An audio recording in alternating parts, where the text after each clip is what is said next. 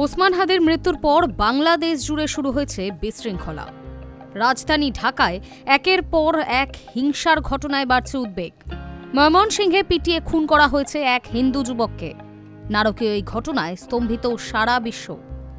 আগুন লাগানো হয়েছে দেশের অন্যতম গুরুত্বপূর্ণ দুই সংবাদ মাধ্যমের অফিসেও। এই পরিস্থিতিতে কি দেশে ক্রিকেট লিগ সম্ভব?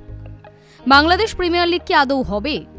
সেই নিয়ে মুখ খুললেন বাংলাদেশ ক্রিকেট বোর্ডের কর্তা সাখাওয়াত হোসেন। 26শে ডিসেম্বর থেকে সিলেটে বাংলাদেশ প্রিমিয়ার লিগ শুরু হওয়ার কথা, কিন্তু তা নিয়ে আশঙ্কার কালো মেঘ রয়েছে। ইতিমধ্যেই নিরাপত্তা নিয়ে সমস্যার জন্য বিপিএল এর উদ্বোধনী অনুষ্ঠান বাতিল করা হয়েছে। জল্পনা রয়েছে এক সপ্তাহ পিছিয়ে যেতে পারে এই টুর্নামেন্ট। যদিও বাংলাদেশ ক্রিকেট বোর্ডের সহ সভাপতি সাখাওয়াত হোসেন সেরকম মনে করেন না। তার সাফ বক্তব্য, 26শে ডিসেম্বর থেকেই বিপিএল শুরু হবে। তিনি বলেছেন, এই মুহূর্তে বিপিএল নিয়ে কোনো সংশয় নেই, নির্ধারিত দিনেই টুর্নামেন্ট শুরু হবে। এই বিষয়ে সরকারের নিরাপত্তা বাহিনীর সঙ্গে যোগাযোগ রাখছে বোর্ড।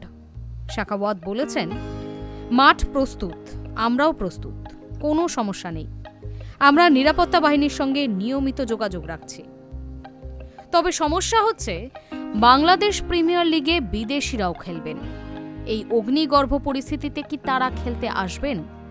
এই নিয়ে বিপিএল এর দল ঢাকা ক্যাপিটালসের কর্মকর্তা আতিক ফাহাদ বলেছেন, কিছু সমস্যার জন্য সংশয় তৈরি হয়েছিল, কিন্তু আমরা আত্মবিশ্বাসী। আমরা 21শে ডিসেম্বর থেকে অনুশীলন শুরু করব। বিদেশিদের টিকিট থেকে মাঠের ব্যবস্থা, সব দিকের প্রস্তুতি নেওয়া হয়েছে। Hi news network.